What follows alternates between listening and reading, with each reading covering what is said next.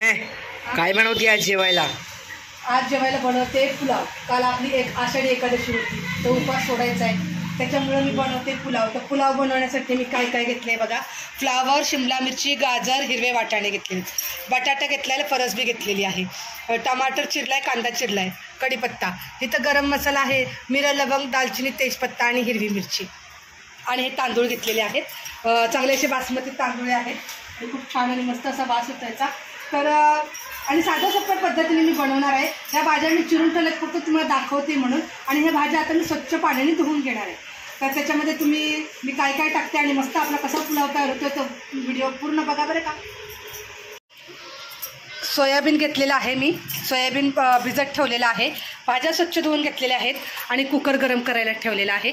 चला मस्त असा आपण पुलाव बनवाय घेऊया। आता कुकर गरम झालेला आहे, कुकरमध्ये घालूया आपण तेल।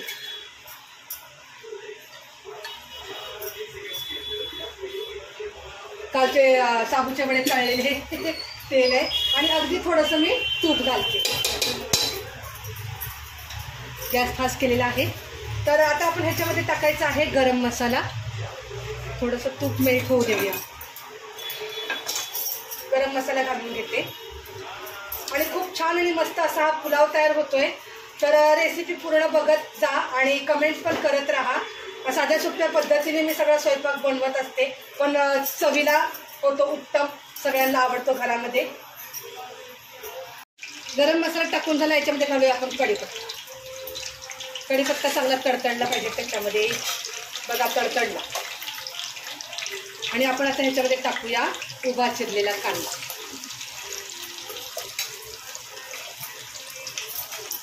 कांदा मस्त हलक्या गुलाबी रंगावरती आपला फ्राय करायचा आहे, जास्त काळपट नाही करायचा।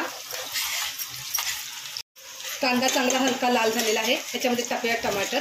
तुम्हाला भाज्यांचे काप कसे करायचे त्याच्यावर तुम्ही करू शकता, पण असे काही उभे आडवे काप केले की भातामध्ये पुलावामध्ये खूप छान दिसतात, त्याच्यामुळे मी असे उभे काप केलेले आहेत।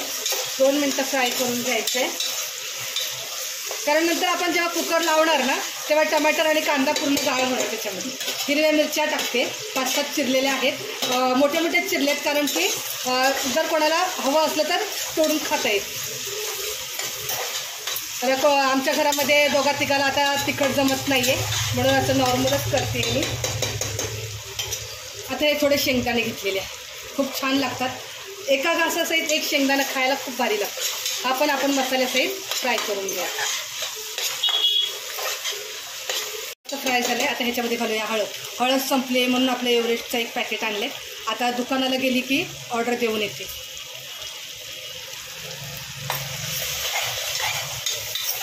असाच खूप खमंग वास येते।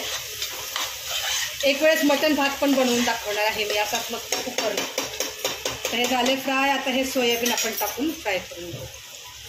ह्याच्यामध्ये तुम्ही पनीरसुद्धा घालू शकता, तुम्हाला वाटलं ना पनीर घालायचे तर तुम्ही पनीरसुद्धा घालू शकता। असंच सगळं आपण तेलामध्ये मस्त मिक्स करून घ्यायचं आहे पहिले, कारण मग त्याचा कच्चा वास जो असतो सगळा निघून जातो। आता सोयाबीन आपल्याला चांगलं 2 मिनटं परतून घ्यायचं आहे या मसाल्यामध्ये। सोयाबीन परतता आपल्याला ह्याच्यामध्ये भाज्या धुवून घेतलेल्या आहेत त्या घालून घेऊया। पुलाव म्हटलं की त्याच्यात फ्लावर, बटाटा, वाटाणा, तुम्हाला अजून कुठल्या भाज्या ॲड करायच्या असतील तर तुम्ही भाज्या ॲड करू शकता। भाज्या टाकून घेतल्यात, आता मस्त ह्या आपण तेलामध्ये फ्राय करून घेऊया, म्हणजे ह्याचा सगळा कच्चा वास निघून जाईल। मग आपण ह्याच्यात घालायचं आहे पाणी, मीठ आणि तांदूळ। तांदूळ पण आता मी स्वच्छ धुवून एका साईडला ठेवून देते, तोपर्यंत भाज्या हलक्याशा फ्राय होतील आपल्या। किती भाज्यांचा कलर छान दिसतोय बघ। तोपर्यंत तांदूळ धुवून घेते। सगळ्या भाज्या मी तेलामध्ये मसाल्यामध्ये खूप छान फ्राय केलेत, जेणेकरून त्याचा कच्चा वास निघून जातो। आता मी ह्याच्यामध्ये घालते पाणी पण अंदाजच घालते मी, असं काही माझं मोजमाप नसतं की ह्या इतक्या तांदूळ आहे अर्धा किलो तर त्याला पाणी घालायचं, असं काही नाही, अंदाजच असतं सगळं। आणि इथं स्वच्छ मी तांदूळ धुवून ठेवलेला आहे। ह्याच्यामध्ये घालूया आपण आता चवीनुसार मीठ। हां, आणि आता हे सगळं आपण मीठ ह्याच्यामध्ये मिक्स करून घेऊ. आता याला थोडीशी उकळी येऊ देऊया. उकळी आली की आपण तांदूळ धुतलेला आहे तो घालायचा आणि कुकर लावून शिट्ट्या 2 ते 3 शिट्ट्या करून घ्यायच्या.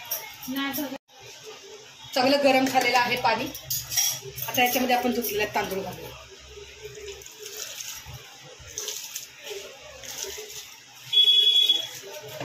मिक्स करून घेतलं. आता बघा किती छान दिसतंय. आता बनल्यानंतर आपण बघूया किती छान दिसतंय ते. आता मी कुकर लावून घेते. 2 ते 3 शिट्ट्या मी करून घेणार आहे. कुकरच्या 3 शिट्ट्या झालेल्या आहेत. तर आता आपण बघूया आपला पुलाव कसा तयार झालेला आहे. वा, खूपच छान आणि मस्त एकदम खमंग असा वास येतोय आणि किती भारी दिसतोय पुलाव. आता मला वाटतं एका मोठ्या कशात तरी काढून घ्यावा लागेल हा पुलाव. हे बघा हा, आणि खूप छान मस्त शिजलाय हा पुलाव. तर मी प्लेटमध्ये काढून घेते बरं का. आणि याच्यासोबत आपण लोणचं पण घेऊया खायला. खूप छान बघा, मस्त एकदम. आर्या, कसा वास येतोय ग? खूप छान मस्त. मला तर खूप छान गरम गरम खायला खूप भारी वाटणार का. तर अशा प्रकारे मी बनवलेला आहे साध्या सोप्या पद्धतीने पुलाव. ह्याच्यावर आता आपण थोडी कच्ची कोथिंबीर घालूया. 2 मिनटं. आता आपण ह्याच्यावर घालूया कच्ची कोथिंबीर. तर मी अशा प्रकारे साध्या सोप्या पद्धतीने जो पुलाव बनवलेला आहे तुम्हाला कसा वाटला ते मला कमेंट बॉक्समध्ये नक्की सांगा. आवडला तर लाईक करा, शेअर करा, चॅनलला सबस्क्राईब करायला विसरू नका. जय हिंद, जय महाराष्ट्र.